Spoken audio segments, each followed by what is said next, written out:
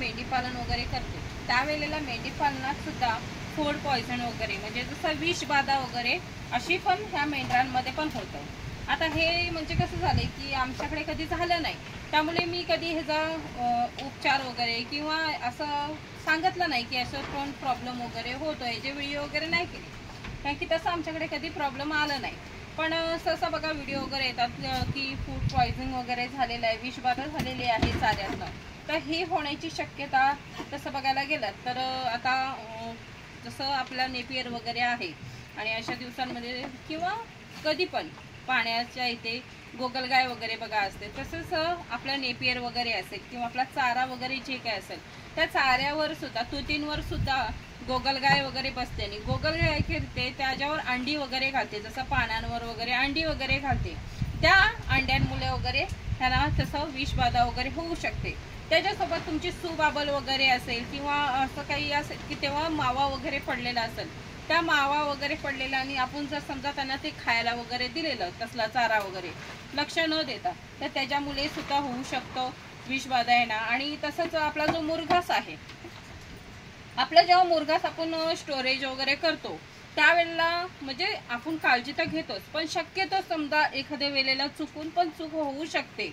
मग ती चूक झाली की कुठे लिकेज वगैरे असेल आणि समजा लिकेज वगैरे आपण बघितलं नसेल, तर त्यावेळेला मात्र त्या आपण जो मुरघास वगैरे केलेला आहे तिथे मात्र असं होतंय की आपल्या टोमॅटोमध्ये बघा पांढऱ्या आळ्या असतात, त्या आळ्यांसारखे जसं म्हणजे दोऱ्यासारख्या आळ्या असतात, मग त्या आळ्या सुद्धा त्याच्यात होतात. जसं त्यातलं लिकेज वगैरे होतं ना, मग त्या पाण्यांबरोबर त्या आळ्या होत जातात आणि त्या आळ्याचं आपण लक्ष नाही दिलं की त्या मग त्या चाऱ्यामध्ये मिसळत जातात आणि त्यामुळे मग त्या आपण समजा चुकून घातलेलं आहे ना, आपलं लक्ष नसलं आणि आपण घातलं की ते खाऊन सुद्धा ह्यांना विषबाधा ती होऊ शकते, फूड पॉयझन.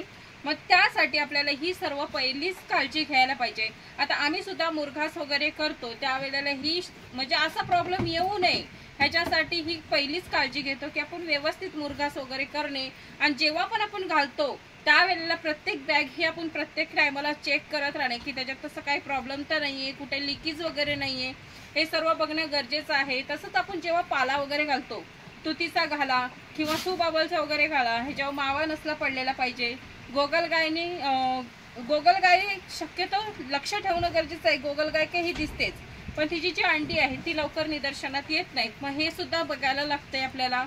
आणि आपण नेपियर वगैरे किंवा असा कुठला चारा असेल त्या चाऱ्याकडे पण आपण लक्ष देणं गरजेचं आहे. जसं गोगलगायनी काही त्याच्यात अंडी वगैरे घातली नाहीत ना, हे सर्व पण आपण लक्ष देणं गरजेचं आहे, कारण की आपल्या मेंढरांसाठी ही विषबाधा होऊ नये ह्याच्यासाठी ही काळजी करणं गरजेचं आहे.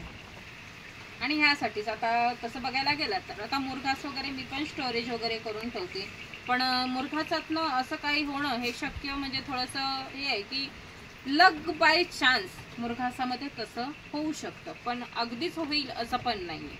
जर समजा कुठे लिकेज असलं तरच असा प्रॉब्लेम येतो, पण शक्यतो माझ्या जसं म्हणजे ठेवण्यात वगैरे आपण प्रत्येक काळजी ही पहिल्यापासूनच घेतली पाहिजे. आपण मेंढीपालनात जेव्हा आपण ह्या उतरतो ना व्यवसायात, त्यावेळेला ह्या मेंढीपालनात कुठली गरज आहे कुठली गरज नाहीये, काय भासणार आहे आपल्याला. आणि एक आहे की आपल्याला माहिती पडणार आहे का लगेच काय होणार आहे काय नाही होणार आहे, मग कुठला प्रॉब्लेम येणार आहे हे पण माहीत नसतो. मग त्यामुळे ही अचानक येणारे जे प्रॉब्लेम्स असतात ना, याच्यासाठी आधीच सतर्क राहायला लागते. जसं की आता तुमच्या समजा आता हे जे मुरघास आपण स्टोरेज वगैरे करतो ते व्यवस्थित केलं पाहिजे, तिथे काही प्रॉब्लेम नाही झाला पाहिजे, ही पण काळजी घेतली पाहिजे. तसंच बाकीची जे आपण झाडपाला घालतो त्याची पण काळजी घेतली पाहिजे. आणि समजा आता जी म्हणजे आपण येणारा प्रॉब्लेम आहे त्याच्यापासून पहिला सावधगिरी म्हणजे तसं हे की आता हा विषबाधा माझ्याकडे तर कधी झाली नाही, पण समजा कोणाकडे असं झालं असेल आणि पावसात तर प्रश्नच येत नाही, कारण की पावसात आम्ही कुठलाच चारा कुठलाच म्हणजे तुती तर पाळाच येत नाही, त्यामुळे ते पण घालायचं काही प्रश्नच येत नाही. आणि जसा मुरघास आम्ही स्टोरेज वगैरे केलाय त्यामुळे इतर चाऱ्याचा काही प्रश्न येत नाही की आता पावसाळ्यात घालायचं आहे त्याच्यावर काय गोगलगायचा वगैरे प्रश्न येईल, तर असं काही आमच्याकडे प्रश्न येत नाही. त्यामुळे ह्याच्यावर एक उपाय म्हणजे असा आहे की आता माझ्याकडे पण एवढं काही नाही आयडिया नाही, पण तरी पण जर समजा कोणाकडे असं असेल तर आपल्याकडे जे मेडिकल वगैरे असतात, पशु मेडिकल, जिथं आपल्या प्राण्यांसाठी औषधं वगैरे भेटतात, त्या मेडिकलमध्ये कधी पण चौकशी करायची की कुठल्या आजारावर कुठलं औषध वगैरे आहे का. आणि तसंच समजा मी एखादं औषध तुम्हाला सांगितलं आणि औषध तो तिथे अवेलेबल नसेल, तर तुम्ही असं आहे की ह्या तुम्ही सांगितलेलं औषध नाहीये, मग दुसरंच औषध आहे, मग आता मला काय केलं पाहिजे. ह्याच्यामध्ये काय होते, जे आपल्याला प्रोसेस ज्यांच्यावर उपचार करायची गरज आहे त्याच्यामध्ये लेट नाही झालं पाहिजे. समजा एखाद्याकडे असं काही प्रॉब्लेम आलंच तर मात्र उपचार करतेवेळी टाइम नाही गेला पाहिजे. कारण की कसं होतंय की प्रत्येक क्रिया ही कशी फास्ट होते. आता तुम्हाला सांगते की आता एखादी आपण वस्तू आणली तर ते समजा जी कुजणार आहे ती लगेच कुजणारच आहे, त्यामुळे तिला लवकर यूज केलं पाहिजे. तसंच आपल्याला ह्या मेंढीपालनात ज्या वेळेला माहिती आहे की ह्याच्यावर काहीतरी आजार आपल्याला दिसतंय तर मग त्याच्यावर लगेच उपचार हा पण केला पाहिजे. मग ह्यासाठी आपल्या जर मेडिकलमध्ये जर औषध अवेलेबल नसेल मग तो औषध आणून ठेवा, कधी गरज भासेल किंवा आपल्याकडे आणून ठेवू शकता. ज्या आता ह्या पावसाच्या टायमिंगमध्ये असे प्रॉब्लेम्स येतात ना, त्यावेळेला असे औषधं वगैरे आपण स्वतःकडे स्टोरेज वगैरे करून ठेवू शकतो, ज्याने की आपल्याकडे असे काही पुढचे प्रॉब्लेम येऊ नये.